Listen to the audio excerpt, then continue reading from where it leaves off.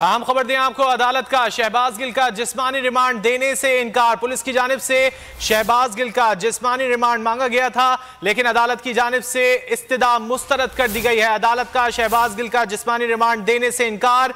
इत्तलात ये है कि पुलिस की जानिब से 8 रोज़ा जिस्मानी रिमांड मांगा गया था शहबाज गिल का, लेकिन अब अदालत की जानिब से जिस्मानी रिमांड देने से इनकार कर दिया गया। इससे कबल 2 रोज़ा जिस्मानी रिमांड पाकिस्तान तहरीक इंसाफ के रहनुमा शहबाज गिल का दिया गया था।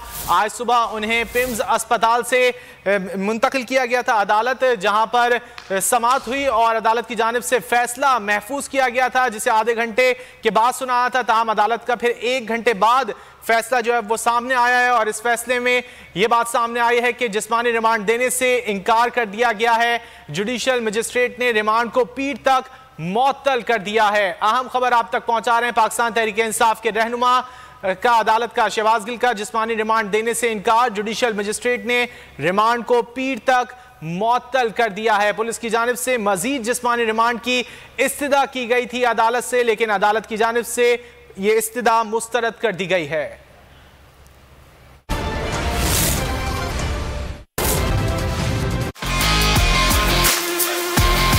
Introducing Fruity and Sparkling, the real Fruity Spark.